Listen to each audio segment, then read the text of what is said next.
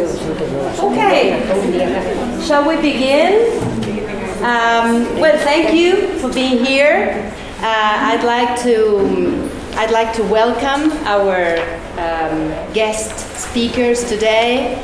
It's a great pleasure for us to have them here, and we'll have the opportunity to listen to their experiences and their experience using stories in the young learners classroom. And I'm sure we're going to enjoy ourselves a lot. I'm looking forward to it. So a little bit about them. I want you to know who we have invited.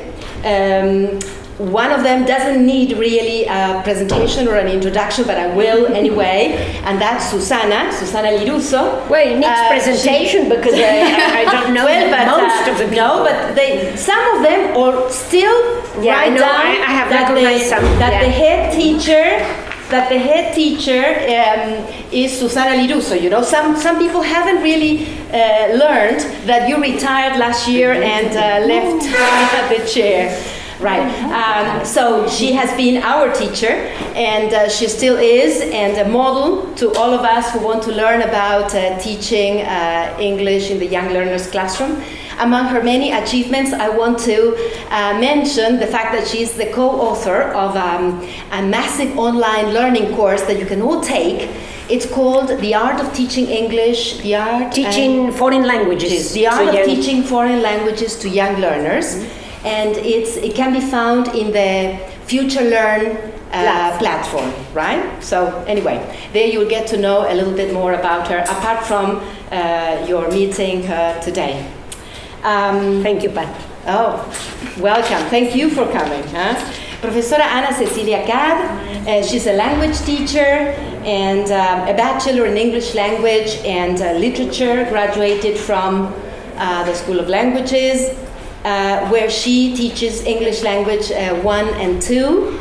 She's also a methods teacher in an institution of higher education, and she's currently doing her research on multimodality, about which she's going to share some things, I think. Then we'll see. Professora Susana Perez is an EFL teacher and a storytelling materials designer and crafter. She has created the brand Susie Blossoms, where she designs and makes stimulating toys and learning materials to help babies and young children learn. She works at Colegio Santo Tomás, so some of you may have seen her there, where she teaches English to 4th and 5th graders. And she's also in Colegio Escuelas Pías, where she teaches 2nd graders and kindergarten students. Thank you. Thank you, Susan. And last but not least, Professor Isabel Arranz. She's an EFL teacher and a drama teacher. She teaches English to young learners and teens at Jesus Maria School, where she's also a co-coordinator of the young learners school, which is called Jesus and Mary. I've just come to know, because I thought you were just translating that, but it's actually called that way. It's the Jesus and Mary School of English within Jesus Maria School, right? And she has worked there as a drama teacher and a EFL teacher, writing and directing more than 20 different plays. She worked between 2007 and 2015 in Asociación de Cultura Británica, where she also did that.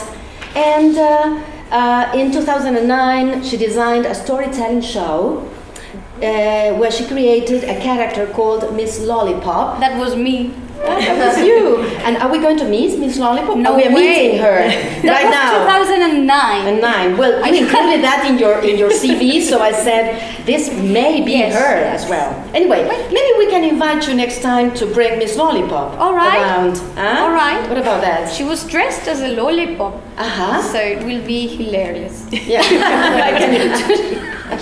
But anyway. All right.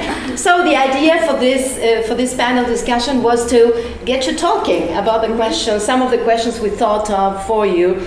And the first question was, why would you recommend storytelling sessions in the EFL class? We hope that you're going to say you are going to recommend EFL, storytelling. That's taken for granted. But why? Susan, would you like to begin? Yes, you should begin. It's a must that you begin. I would say that teaching through storytelling is probably one of the first ways of teaching if we think of the history of humankind. The Greeks, if you think of Plato, Aristotle, they taught telling anecdotes, giving examples, that is, within a storyline. Apart from that, stories are important because they are emotionally engaging. And whatever you learn that is emotionally engaging to you, you remember better. And I think that because you are studying also linguistics and discourse analysis, you know that the first type of discourse that we acquire is narrating. It's not description or argumentation or explanation, it's narrating because it has a chronology. Children are always trying to tell us something when we are teachers. Many times in Spanish, but they say, Miss, right? And they say, and you know that I went to Carlos Paz and I did, and okay, it's always action what they tell. So I think that it's important to include storytelling because it's the type of discourse that they are using in Spanish. That's the mother tongue of most of our students, in the mother tongue, let's say.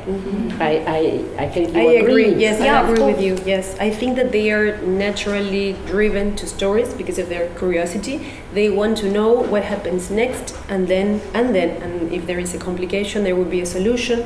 So they are always very interested in what happens to the character. This makes them motivated and curious, and it makes the whole experience enjoyable, memorable. It's a game-like activity, so I think that they really benefit from a storytelling session, and the language learning becomes definitely more enjoyable and memorable for them. Yeah.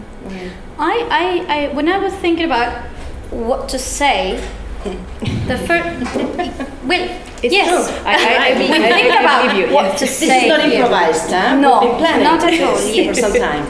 And I mean, the first things that came to me were the obvious things, like, well, they are very enjoyable. The children love stories because we all love when somebody tells us a story, and we can do many things through stories. And well, you will learn that if you read your material.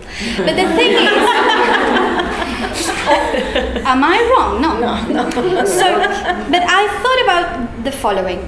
In the world we live today, there is little room for children to imagine things, to create things.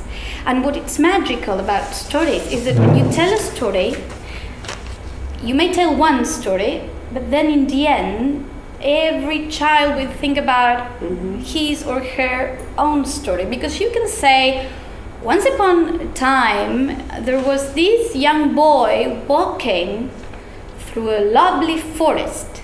And I am sure all of you thought about a different forest. Probably it's an autumn-like forest or green trees over there. And that's what's magical.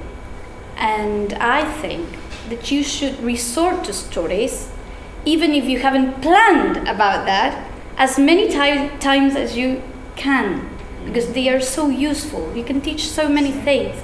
And when you don't know what to do to explain your children the difference between, present simple and present continuous, well, tell them a story.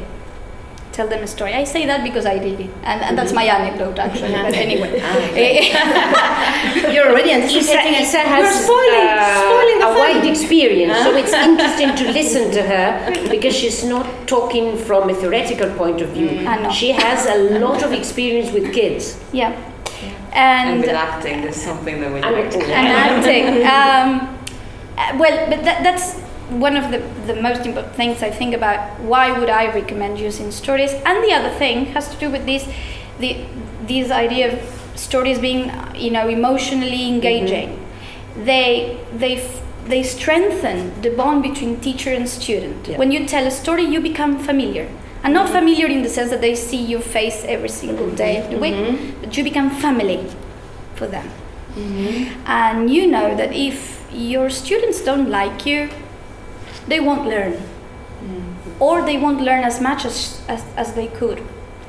So that's something we need to tackle from the very beginning as teachers. They need to love you.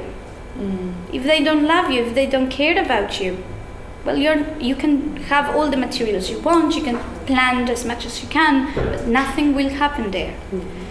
So use stories and ask them about their stories. Listen to them, because then you will see that there is something going on that it's unbreakable until the end of the year. And they will be asking you about, Miss, could you tell us a story? Because it's been a long time since we haven't listened to you telling us a story. So that's why I would recommend, telling stories. I will take up on this idea of appealing to our students' emotions. And I think that it's true that they strengthen the bond between teachers and students. But actually what I like, what at least appeals me the most, is the fact that through stories, we can really enact our role as educators. Because the stories help us to present sometimes sensible topics to students in a way that maybe they have never thought of before. And in that way, when you present something that is emotional, they create empathy towards the character, and they can start understanding the situation of the character. We can celebrate diversity. We can understand that when someone is different, that doesn't mean that being different is necessarily wrong. So that's at least what draws me to teaching with stories. Great, thank you. And perhaps we can move, and you can do it this time so you are not at a disadvantage. You can take it up with the role of materials.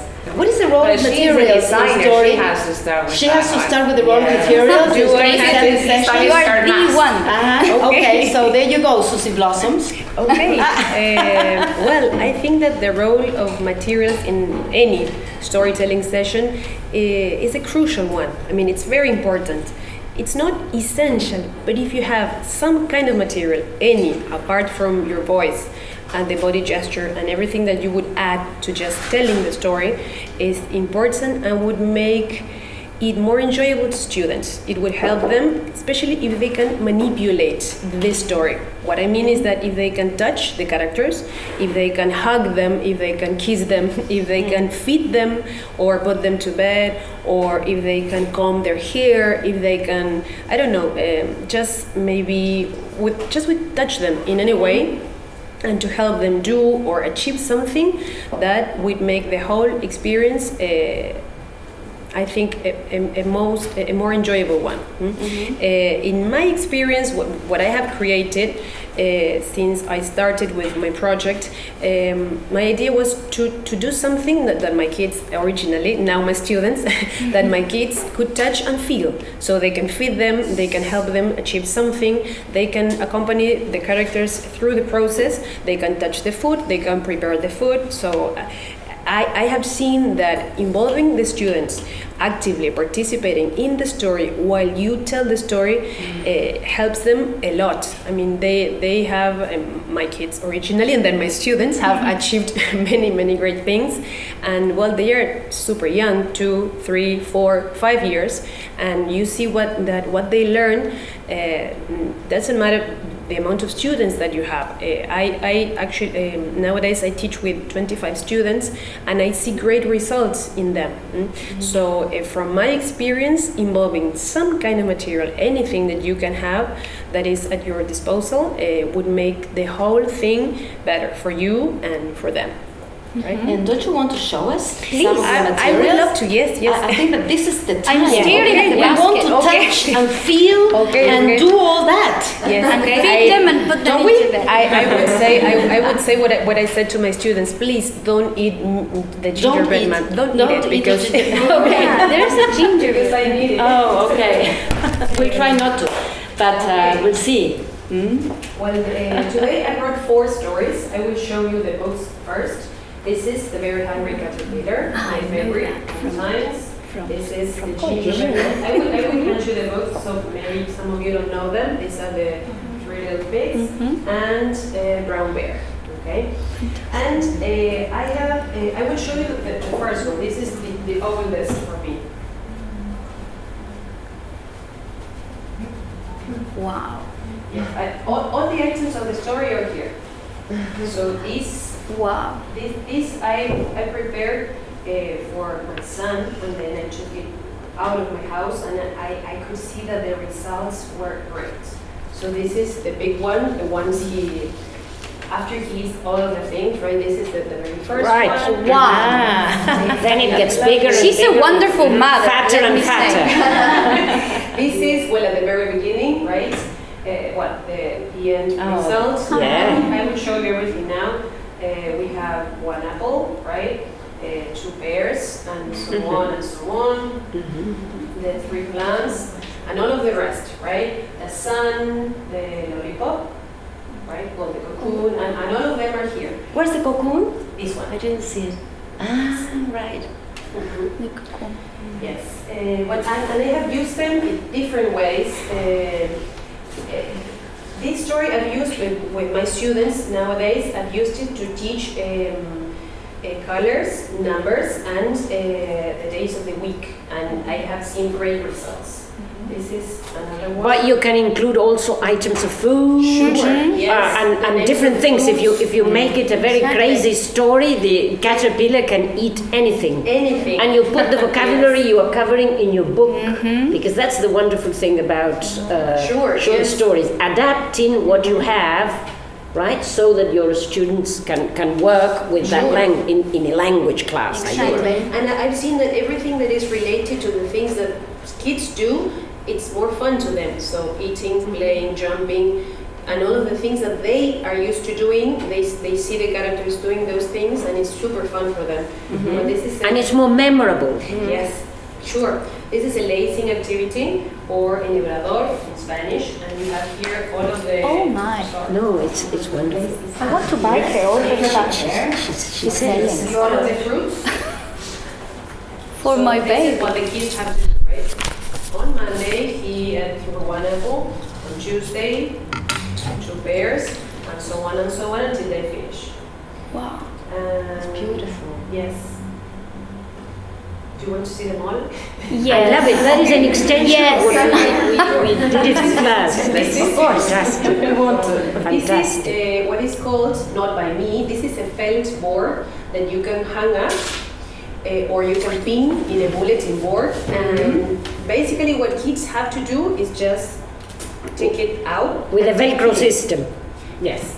It's Velcro, and this one, I did it for a friend, and she told me that the results were excellent. And I love her. I love the way she teaches and the way she's around with kids. And I know that if she said this works, this works. I mean, I don't teach with using this one, but I've read and I've seen videos and interviews about felt boards with teachers from other countries telling their own experiences. And this is great because these can be used in many different ways. With very young learners, just to put them in and out. Then you can, I don't know, put elements in order in a sequence, or you can put, what I did with the caterpillar was to help them view the process from the tiny egg, then to the little caterpillar, the big one, and then the butterfly. So this is a great tool. It's very engaging for students. So this is a felt board. And then I have this one. This is a mat, what I call the mats. These are finger puppets that you can take out. You have the 3 houses, the forest. And that's the 3 little pigs.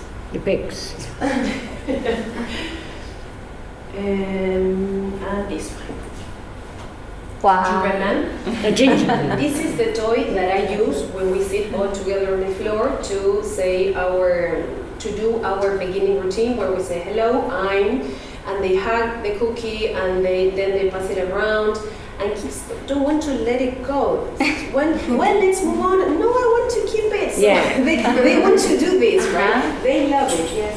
And I said, please don't touch the ice, don't drink it. So Don't eat it. don't eat it. Yes, they get very, very excited. And this is the story of the cookie. Oh, yes, Take it out. And then you go through all of what happens to the cookie. The pizza, but also finger puppets. All the people who make the cookie. It's here. Then he runs away, right, through this forest. The horse tries to eat it, but he can't. The cow, the same. And when he gets to the river, he has to cross, so they can't cross. Yes. Appears. Well, and this is the end of the story. Sad for the kids when I said, and the fox, the only one who could eat it. Well, these are all the materials that I brought you today, and I don't want to spoil the rest, so. Okay, Yes, I will keep it. So we keep curious. In case you are thinking that all this is marvelous, because it is, but you might be thinking, How on earth?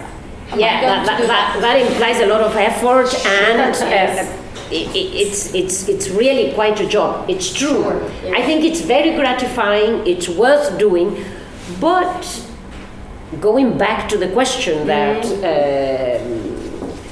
Patricia asked, working with realia is another important thing. I'm not concentrating specifically on books, because that's the first thing that comes to your mind, and it's the experience you have.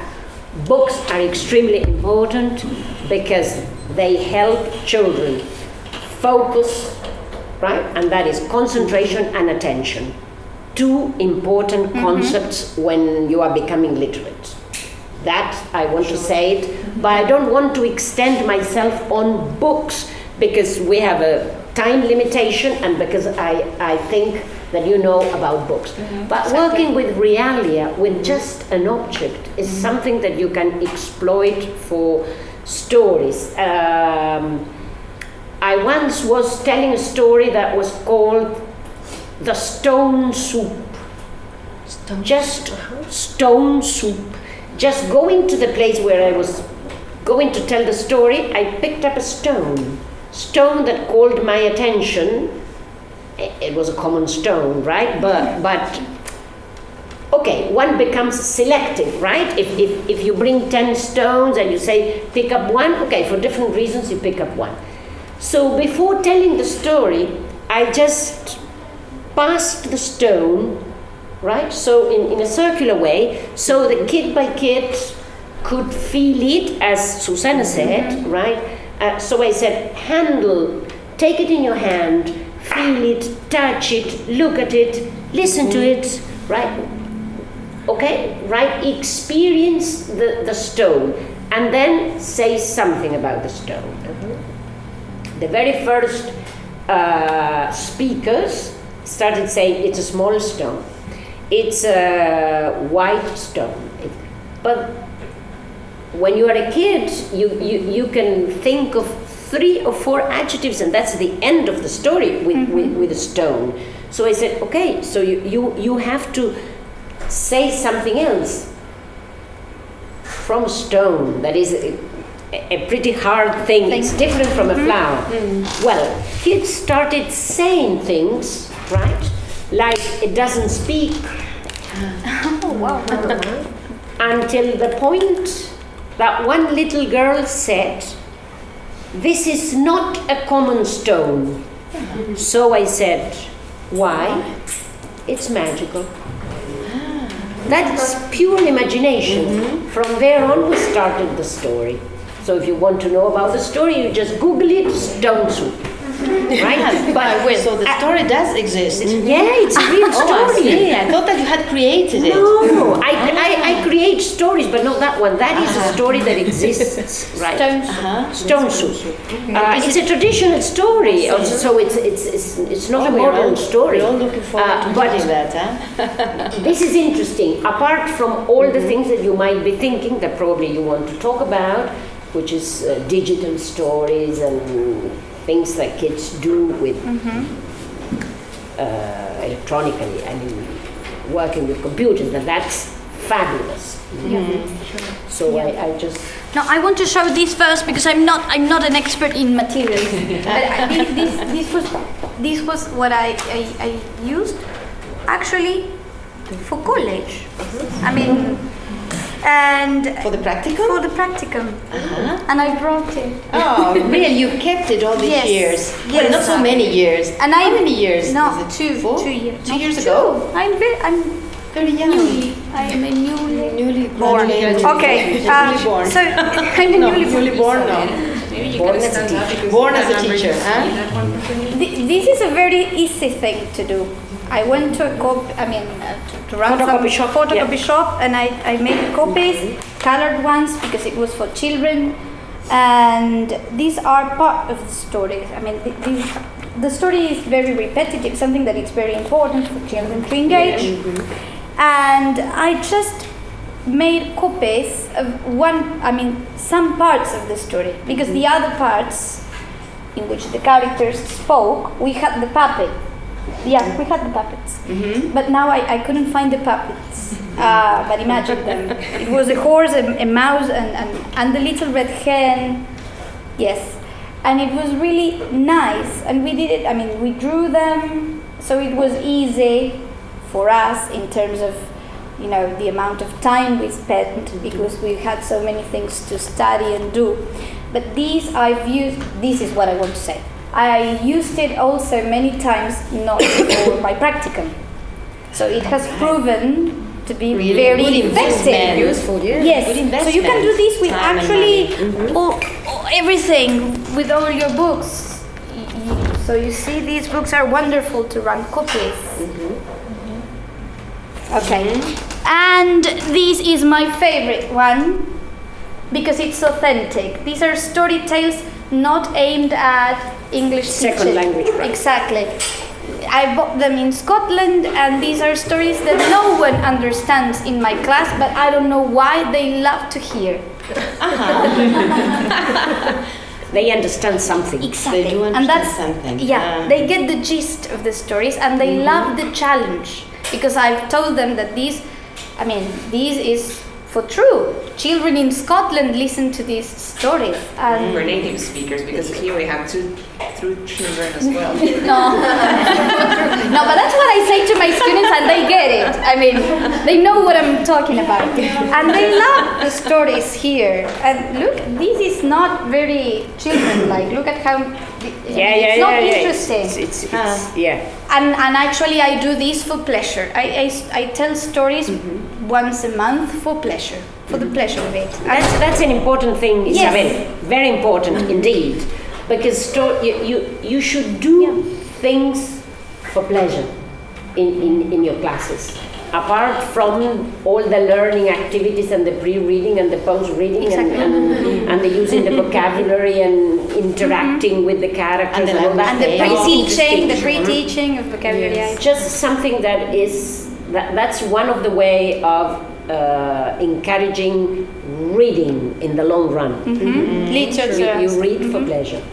So I read this for them for pleasure, for the pleasure of it, and they really like it. And whenever I forget, because you know that we have to cover syllabus, they remind me, Miss, the Scottish fairy tales. They do. Yeah, yes, they do. Yes, they do. So don't be afraid of using whatever you have at hand. That would be Great. Something that to me is interesting, sometimes when we think about our students, sometimes we tend to think about maybe as ourselves as learners. But if I ask you right now, can you draw a wombat? Can you do it? Can you draw a what? A wombat. I don't know what that is, but I Lovely animal from Australia. Can you do it? Is it a bat? Most of you can't because you don't know it, right? So generally you're going to ask your students to draw things or to become familiar with things that are true to their lives. Now, imagine that you bring one of those stories and your students are blind. If you only present the visuals, they're going to be missing part of the story. So actually Susana's materials is going to be great. And I did my dissertation. You can touch that material. That is the interesting thing about it. My bachelor dissertation, I did it with teaching young children English, but especially blind children.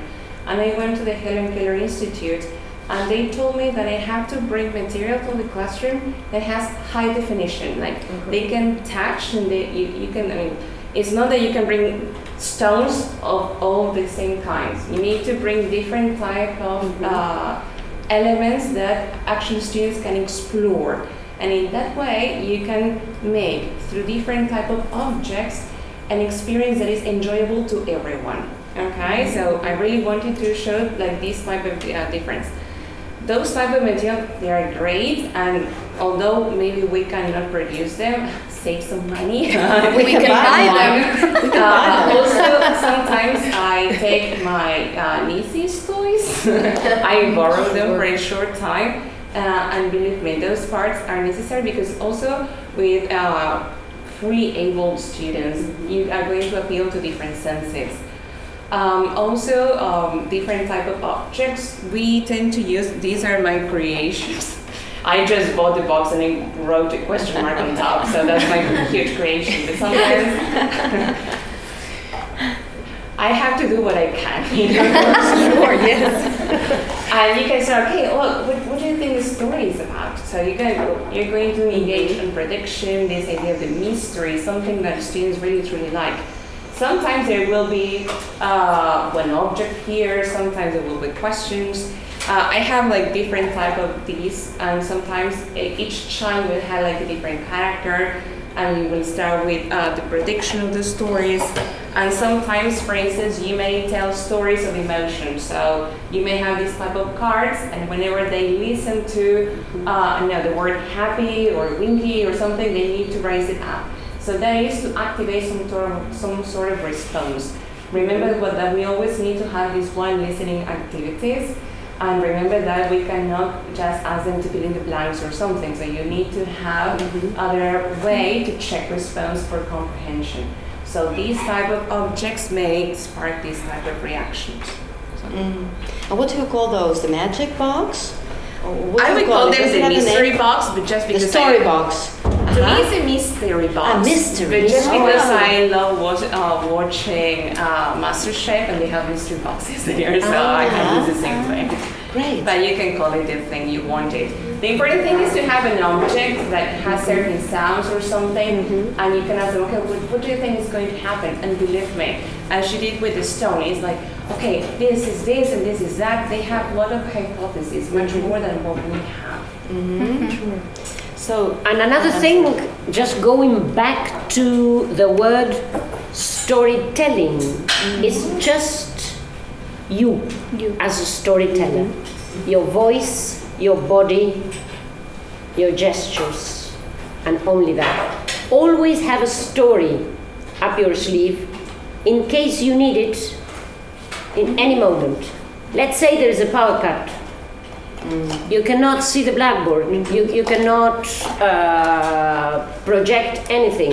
You cannot go out, but I don't know why, because it's raining, right? Okay, you have a story, then you tell them a story. Always have a story up your sleeve. A story in which you don't need anything. If you pay attention to all this session, at the end of the session, I'll tell you a story. That's great. I just wanted to add to what you said, that liking the story is very important. Sure. And the fact that you like it. That's fundamental. Yes. If you have the chance to choose your own stories, the ones that you are going to teach, please choose the ones that you love, because children will see that. Not just a smile. If you laugh with them about what happens to the character, for example, that makes it, well, great for them, because you get emotionally connected to them, and they see that you're enjoying what you do, and you get familiar to them, and you become closer. You have fun together, and learning will happen magically. You will see that. Believe me. Great. Well, we have these other more technical type of questions, like the three most important things to do before a story, and when telling a story. Perhaps we can connect both of them, or refer to the one that you prefer? Like, what is important to do while telling? You have told us already about these issues in a way, and enjoying the story, liking the story. You've just said that. Is there anything else that perhaps we haven't mentioned about things to bear in mind while we're telling the story? When or Yeah, why? while or when. I always think of a triangle, right, with three main foci. Selecting the story, the audience, and how to tell the story. Fantastic. And that is the three at the same level, right? But I wouldn't be able to tell a story without thinking of those three elements. If we narrow it down to three, right? Then we can think of other elements. But those, I think, are essential. Sure. Sorry, don't go. Shall I go on? Yes, sure. Okay, I always think about the 3 A's, which is an invention of mine Yeah. when designing a story, and it's like, okay, the audience, the aims, and activities at last, and yeah, and when I think about audience, That is very, very much in the line of a story for a class. Very good. yeah, yes, Sure. of course, not only because actually you will see that there are sometimes you will feel like telling a story for the sake of it, and feel free to do so, and you don't need to plan much ahead. I mean, and if you get to know your students, you will know what things you can include, what you can do, and what probably it's going to be a bit, disturbing. So you are the ones who know your students. Nobody else does. And well, when I think about the audience, I'm thinking about their age, their level of proficiency, everything that you know. And then when I say aims, well, there has to be an aim for you to tell them a story. It can be a linguistic aim that you want to teach or recycle or consolidate, reinforce. You can teach values. So you need to know yourself why you're doing this. Why are you going to tell them a story? It could be because I think I've got 10 spare minutes and I want them to feel a lovely experience. That could be your aim, I mean. But you need to know why you're doing what you're doing. And then activities, in case we're thinking about using the story, to teach, right? You need to think about what activities come up naturally to you if you used that or this or that story. If you love the story in the sense that you feel that it's wonderful and it's so fashionable, but you cannot think of activities, post-listening activities, for example, in a natural way, well, probably that's not your story. Because you know your students, so you know what they can do, you know how to challenge them to do new stuff, but the story needs to suit you, yourself and your students. Well, that's it. Interesting. Interesting. Lots of food for thought. Right. Would you say that it's time to get to brass tacks and start telling some stories? I think you brought something to show us. Have they behaved well? Can we tell them stories now? Yeah, If you want to tell a story, they have behaved beautifully. We need time for the stories. Yes, huh? I need to say something, and feel free to use your body. Children love it. This is something you need to be exaggerate. Sure. You need to. Sometimes you will shout a little bit because You still need to check it with Susan. Yes. You see, you are the ones. Rely on you. I don't know. It's you. What she said. She's right. It's you, yourself, your voice, your body, your hands. Your silences, you see, and nobody cares because no one's looking at you I mean, your children are. Your students are. Not really. Would you recommend like rehearsing in front of a mirror? Yes, definitely. Before doing it, like Yes. rehearsing and singing. Try different voices for the different characters. Uh-huh. I mean, You you separate have with fun. sing features. Third year should come here to your mind time. With time you can improvise, but Exactly. it takes practice. Yes, Practice. yes, it takes time. Especially to remember when you're telling a story and there is this, I don't know, old man that speaks like this. You need to remember that all the time that person needs to speak the same way. You have to change, because right. children notice. I mean, they are the first one to say, but who's that? Is the old man? I mean, really. Right. Well, that's So it. to show. I don't know. We'll Do start. you want me to show this one? Yes. Yes. I I love tried it. it out just because of her. Can, maybe we can show their images. Yes. Because I don't know if everything will endorse. This is on a special request by Leticia. Because I loved it. I loved the story. So, and it's because it's named after Susan. Right, after Susan's. Huh? Susan. And then we have two Susans. There are two huh? Susans. Right, so there are a number of reasons. This is the purpose it's a for choosing Susanite. this story. This Huh? Susan need to blossoms hear and this one laughs. Okay, so there are different reasons, for instance, to choose this type of a story. And what I liked about the story is something you're going to understand at the end of the story in itself. What can you see in the story?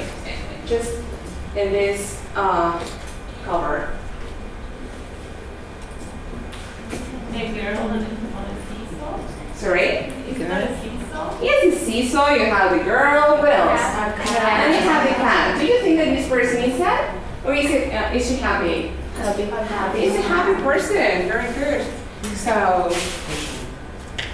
great. This one. And you're going to have this one. So go there.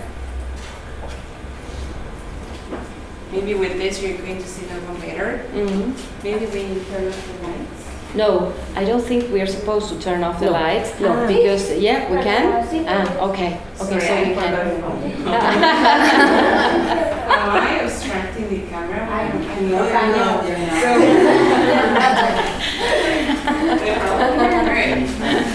So, let's see if I can read it in the dark now. I haven't thought about that. You need to bring a lantern, I mean a torch. My problem is the light, not the absence.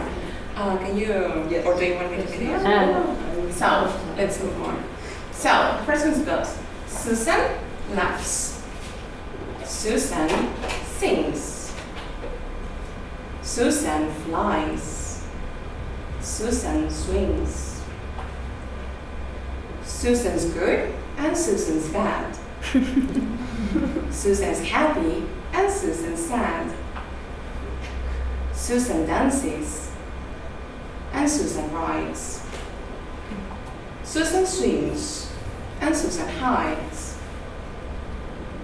Susan's shy and Susan's loud. Susan's angry, Susan's proud. Susan splashes and Susan spins. I mixed ones, I'm sorry. Susan waves and Susan grins. Susan's right, Susan's wrong. Susan's weak, Susan's strong. Susan trots and Susan rows.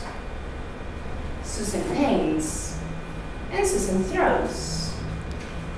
Susan's feels, Susan's fears.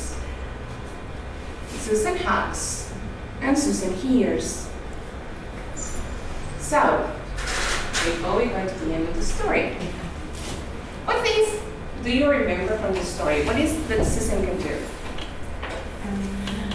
She can laugh. She splashes. Okay, she splashes. Okay, nice. She can do the same things. Yeah. So, would you say that you're very similar to Susan? Okay. Let's show them this picture then. What are you thinking about she being in a wheelchair? No. Okay. So what do you think is the aim of telling this story to children? They are the same. I mean, to be different in a way doesn't mean that that's wrong or that's bad. Very good. We're just celebrating diversity. If we went back to every single image, you're going to see that Susan is never left alone. Okay, she's never unattended. And the only moment in which she's not sharing the same frame with another person is because she's sitting down. And sometimes you are going to see in the pictures that there is a shadow, and that shadow symbolizes a wheelchair. But it's something you're not going to pay attention to. Because the way that the story is told is not for us to pity Susan because she's in a wheelchair. The story is told from the perspective of, okay, this girl has a handicap, but that doesn't mean that it's an obstacle for leading a happy life. She has the same emotions, she can perform the same activities that everyone can do. Okay? The fact that she's not able to walk doesn't make her disabled, unable to do other things. So, as I told you before, I really like this type of stories because they help us enact our role as educators. You can think, with this we can teach emotions, we can teach the simple present, and that's fairly good. I mean, we are language teachers after all, but also we are going to be teaching integration, okay? And this is the main reason why I like this story.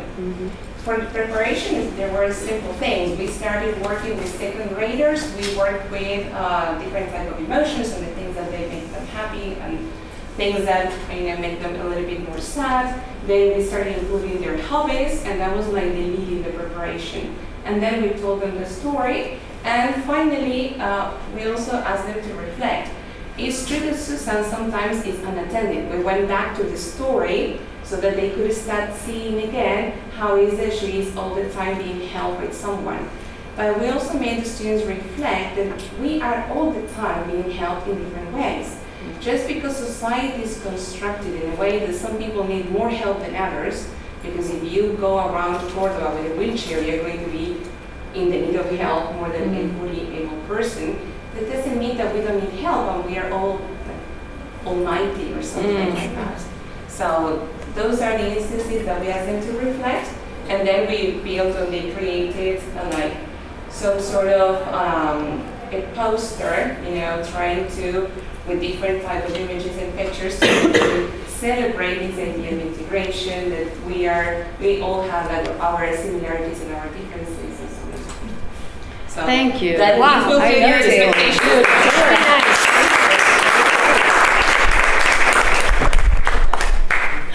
Right. I think I can go on since then we turn on the light.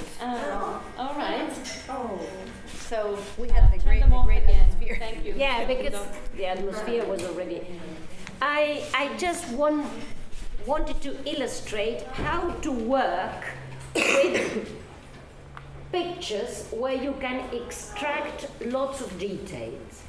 This I used it with a group of students, 10 years old. They were mostly boys, right? So you see that there are a lot of machines, let's say.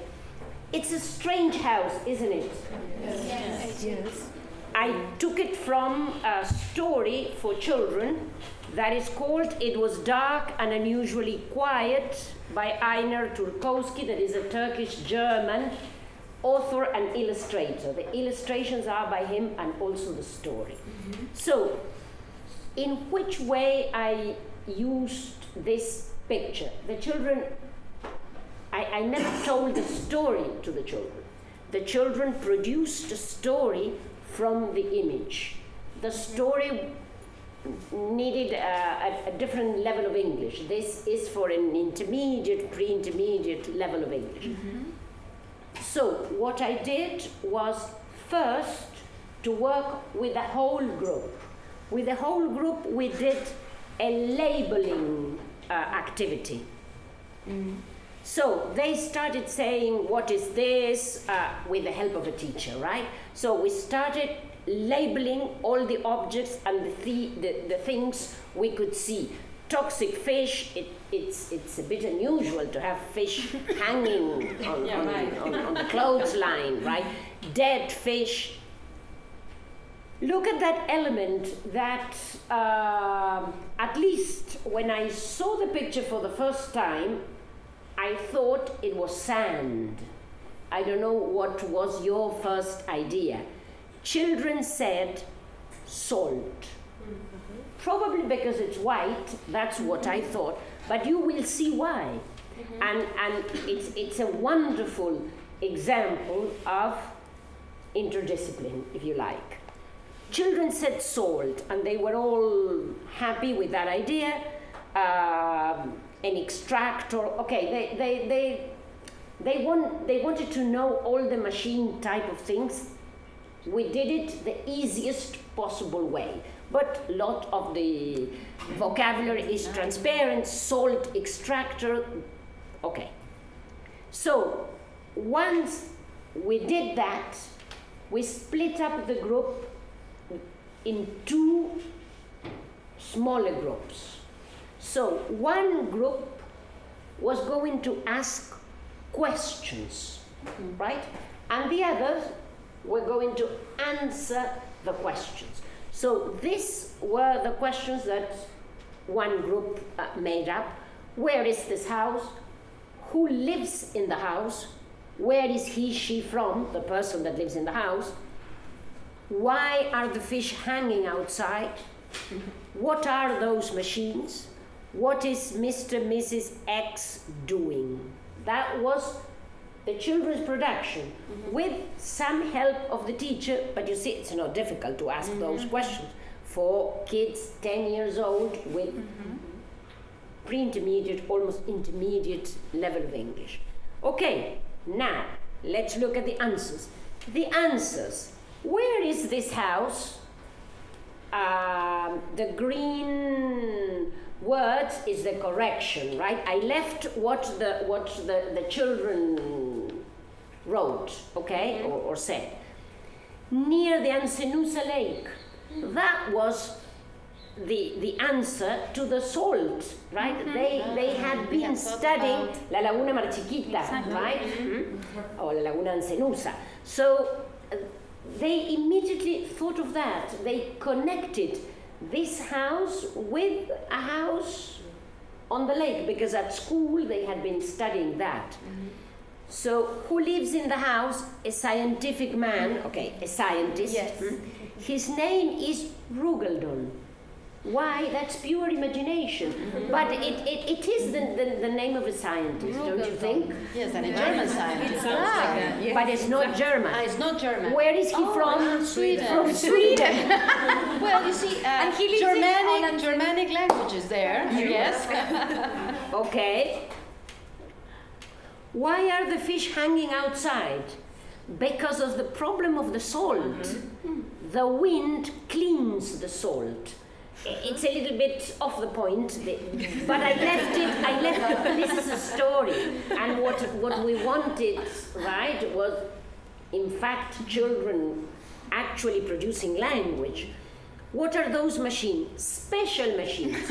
Look at what a smart way of answering something that You have no idea about. Yeah, that I had started thinking of how to help children answer that question when they said special machines. And that's it. Fine, that was enough for them.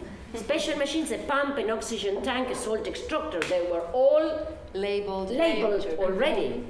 What is Mr. Rugeldon doing? In fact, the right question would be, what does Mr. Rugeldon do? Because he's not there, so we cannot, but okay, I left it just for you to see. And they answered with ing, obviously, he's exploring the lake. So the idea was that this Rugeldon had traveled from Sweden to Ancenusa. It makes sense. Right? It makes sense. It makes sense. Sure. It's a very credible story to study the problem of the salt. Just by coincidence, I come from Departamento San Justo, and I know the problem of the salt. Because when it's really very windy, there is things become salty. right? Because of the Ancenusa Lake. So it's really. Wow. And once we had both things, first the questions and then the answers, we asked in smaller groups to make up the story, to put everything together. And of course here we had different results, right? So this is just one, which is called The Strange House on Ancenusa. There was a very strange house on the Ancenusa Lake. It was always closed. Remember, it had blocked windows. People were afraid of strange objects in the garden, like a salt extractor, a small pump, a propeller, and an oxygen tank. But people were more afraid of the fish hanging outside, like clothes, that could be the hand of the teacher, like clothes and dead fish in the salt in front of the house. People were afraid. You can see the children right in there because it's repetition of the same structure. People were afraid because they thought the man in the house was very cruel. But the man was not bad, was not mean, would be more, but that's what the children said. The man was not bad, he was a scientist. He was from Sweden. His name was Mr. Rugeldon, and he was studying the ecosystem. Transparent word that comes from 6th grade, right? Mr. Rugeldon wanted to find a solution for the people. It's a narration, if you like, not a story in the sense that there is not Conflict. yeah, there's no conflict, right? Or there isn't a moment where something happens that changes the course of events. But it's a narration, and I think it's beautiful. So then, after doing that, and in view of the interpretation of the children, I looked up in Google some kind of picture where I could place this house. And this is, you see? It could be perfectly well be put, right, on the Ancenusa Lake. That is Machiquita at the time of low tide, right? Okay. But it makes sense. Sure. So that It does. It does. So that is one way of exploiting rich pictures. Children come with a very refined power of observation because we live in a visual society. They see things that people my age don't see it at a first glance because I was never exposed so much to visual stimulus, right? The type of stories that I read when I was a child were illustrations of what I was reading, but not so rich as the world, our iconic society is now. So that is fantastic to exploit because they get enthusiastic, right?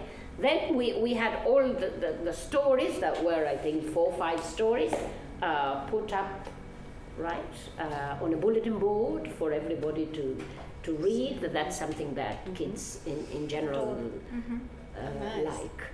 So this is one way of exploiting narratives, and it's not exactly storytelling, but I thought it was a nice experience to show because I have the feedback from the kids, right? Exactly. So, okay, I don't want to take up more time because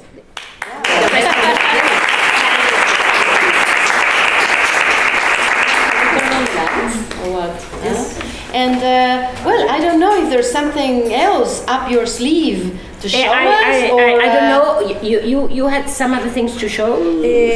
No. I would like you to touch my materials to see them. Oh, yes, we want to. Are there any questions from you? Sure. Questions, comments, things you would like to get repeated, or Yes, one of my questions is like, how did you get to, find stories at the beginning? Because, we are having a practicum, and I guess some of us are having trouble finding stories. Books, for example, I have no way of finding real books, and I have to resort to reading stories on the internet. So how did you start? How did you start buying, or did you start with the most common stories like, well, the Gingerbread Man? I think that both things. The traditional stories are the stories that one knows, and traditional stories are always good for adaptations. So I think that we all did that. I used to buy stories because You like it. I like it very much. Me too. Yes. And it's true that the library here does not have that type of stories. I used to buy a lot, and I used to. I mean, order that now. We have a possibility of ordering bibliography, and that would be something to. It wouldn't be immediate. I mean, you won't be, because I mean Lucky the enough. order form is to be filled now, 20th of June. But we could do that, and well. Next year, students will have a chance I used to go to for instance, SBS or Blackboard, and I stayed there for hours and read and told these, shop assistants that I was to be there for a long time. Yeah, for some time, because I was choosing, and then I bought the one I thought was appropriate, and I resorted to Cultura Britannica's library, which is quite rich. Yeah, they have stories. Yes. They used to have. I started with very traditional books, and I bought most of them.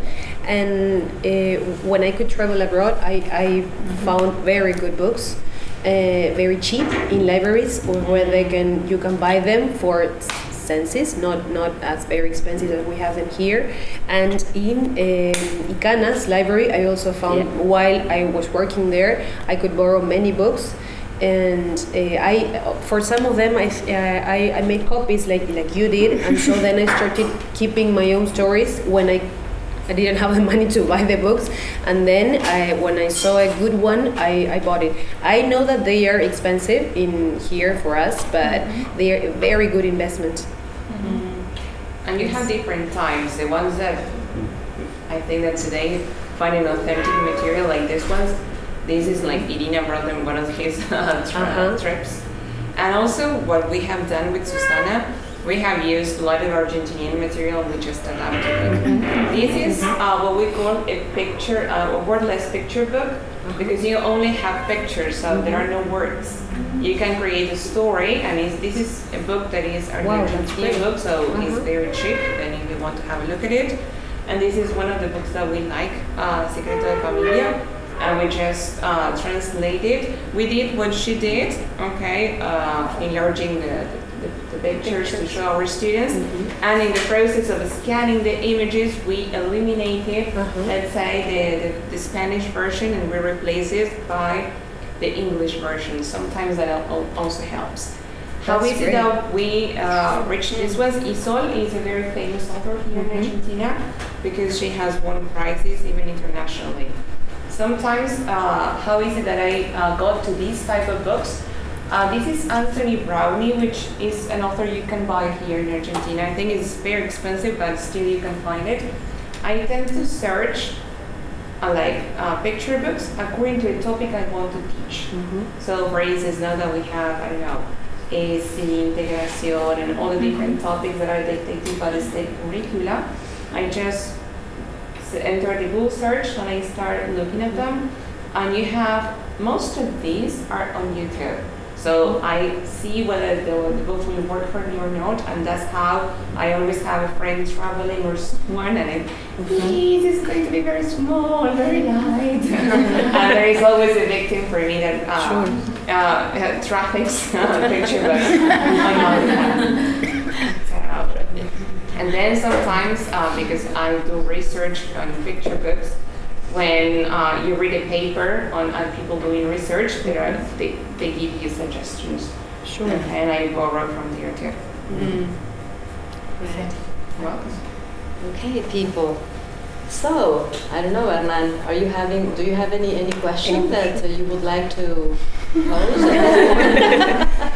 Simply because I just want to see that If there are no extra questions, we can all. There's a question there. Go ahead. I know that you've been discussing about the role of storytelling in teaching emotion and values. I study German here, and I would like to know what you think. What's the role of storytelling in the teaching of vocabulary and grammatical structures for language learners? What do you think about it? You should have brought your German books. Yeah, I could have. We have the versions of several of Some of our the books books in German. Yes. Ah. I told them I read the book in fact in German. That would be fun to That would be fun to see. Sure. Yeah, right. But I haven't brought it. I don't know it from memory, and it's not my turn to do anything. It was yours. So I'm not sure if I understood. You are asking what's the role of storytelling in order to teach For vocabulary grammar acquisition structure and grammar structure. The vocabulary acquisition and grammar. Well, grammar structure, it's in stories in general are good because of the repetitive structure that Cecilia made reference to. So, and that becomes like a formula, and then it stays in your mind, right? Yeah. And with vocabulary, depending on the stories, for example, a story like the one Susanna showed, the one of the caterpillar, as I said, you can include vocabulary there, right? All the. I would say it's an important role. It's an important Yes, role. it is. Sometimes now I will tell my anecdote about the do it. Great. Yeah. the one of the simple present and the present. Then we have the raffle. rush. What raffle? There's a raffle. I prepared a raffle. Really? Yeah, Yes, right. Are we invited to a raffle? Or we are not? I don't think you are. They are. You already have your okay. material. There was hidden I information wish for you us. luck. No, but I will tell you this. I was teaching the contrast between present simple and present continuous because I teach 6th graders and they have been studying present simple and present continuous for a long time, and they really still say he's singing. Where is the verb to be? And you tend to go crazy about it. And one day I was really tired of repeating the same thing, and I said, okay, I will tell you a story. Once upon a time, there was a man called Mr. Present Simple, and I depicted the character being very dull. Like he always did the same thing. I used the present simple to tell the story, and You used to do habitual actions. exactly. He was very routinary. He was always doing the same thing all over and over. But once he met Mrs. Present Continuous, and there she came, Mrs. Present Continuous. Action in the moment. I was actually inventing the story, so it wasn't a very good story in terms of plot. Yeah. I need to say that. But Second edition, maybe, or third Exactly. edition. Aren't you planning to write it and get it because it published? wasn't a very good story in terms of plot. But the thing is, Mrs. Present Continuous came and met Mr. Present Simple, and she was always, because she was very fashionable and she loved to wear this dress with the inscription ING. She had it in many colors. Like, what colors? And so you asked them to say red, green, blue, whatever. Yes, all those colors. And she had 3 children. Is R. You see? And she went everywhere she went, she was with her children. This is not, I'm not lying. They never forget the verb to be, never ever again. And she was a very exciting, she was a very excited person. She said, what are you doing? I'm singing, la la la la la la, I'm walking, la la la. So they got it. Of course. We need to have that book. Sure. So that we can tell it. Huh? No. Sure. You could get that published Well. for novice teachers to teach Whatever the comes difference in the between storyline is much more We could do memorable it for with- the brain. For the It's a brain. project. It's a great project. It's a great project. She's already thinking Verb about tenses. build something. We could do something together. I can see a project starting up here. Something for you. Then we write a bucks. paper. Sounds great. But it is. Thank you. That's Great. Well. Okay, shall I tell them the story or not? Oh yes, Sure, I thought that had been It's the a story. No, Ah, I've so got a there is real story. It's a 3-minute obviously. story. Oh, but I will have to okay. stand up. Yeah. Because to Please this go ahead. I I need love to. her. This is the story of Ginger, a sheep cat. Right. Do you know what a cat is? Yeah, of course. So, Ginger the sheep cat was relaxing with her 5 little kittens that were peacefully Eating. milking away the time Okay. in the sun, right? Basking in the sun. When suddenly Ginger saw a shadow, and the shadow was coming nearer. It was Robbie the dog. Ginger was alert. Then this lurking shadow was approaching and nearer, and suddenly Ginger saw it was Robbie the dog with that gigantic jaw. The little kitten started shivering. They were afraid. They ran and hid behind the tree. They were terrified. Ginger looked at Robbie the dog, arched her body, hairs on end, and she heard the noise.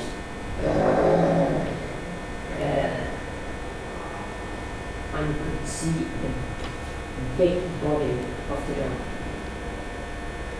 But fiercely, she stared at the dog with fire in her eyes and went, "Whoa, whoa, whoa, whoa, whoa, whoa." Robbie was so surprised. Robbie was shocked and ran away as fast as he could when Ginger looked at the little kittens and said, "Okay, my children, I think that now you have learned the lesson, how important it is to know a foreign language."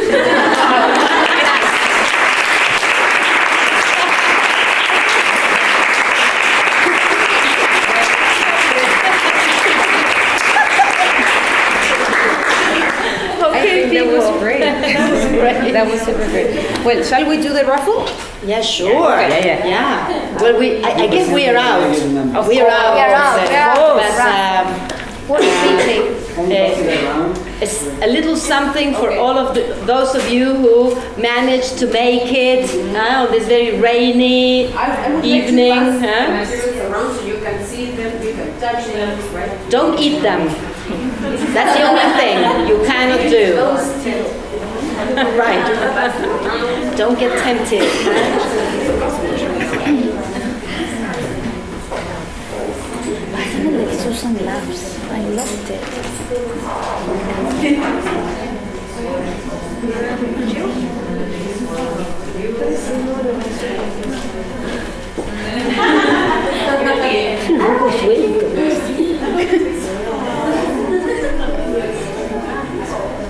Pero sé que hay una niña de Discovery Island leerse en los libros que no tiene cuello, entonces tiene cabeza volando. Evidentemente a mí me da tremendo.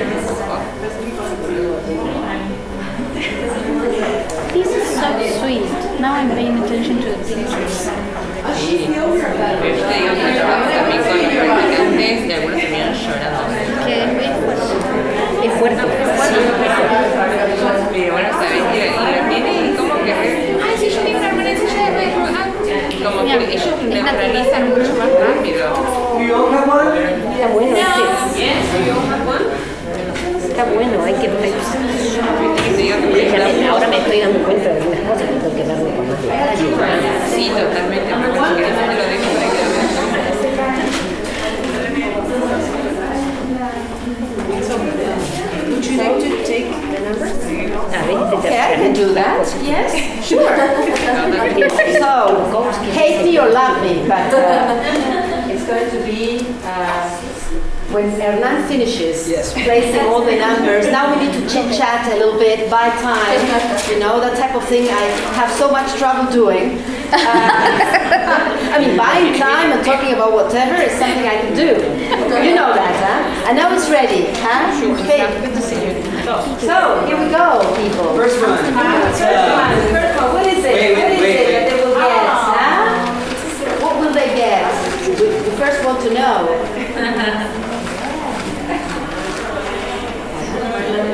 Finger puppets. Finger puppets, there they go. And the finger puppets go to number one. Number one. Number one. Bravo. You're so organized. The first one was number one. Number one, you see?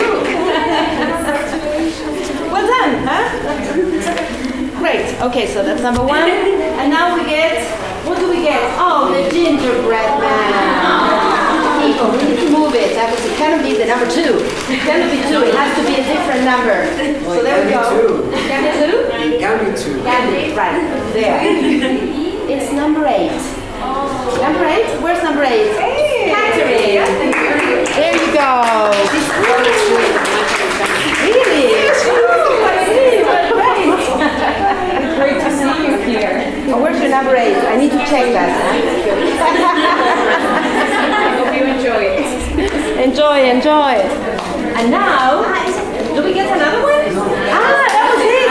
You should have told me because I was like, and now, wait, bravo. Thank you. Thank you, people. Wonderful. Well, thank you so much. And thank you for coming, huh? Yes. Great. So, another clap of hands.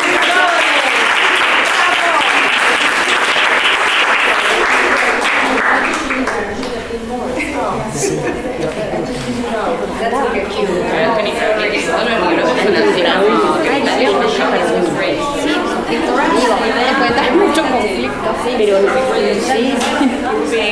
Fíjate cómo no le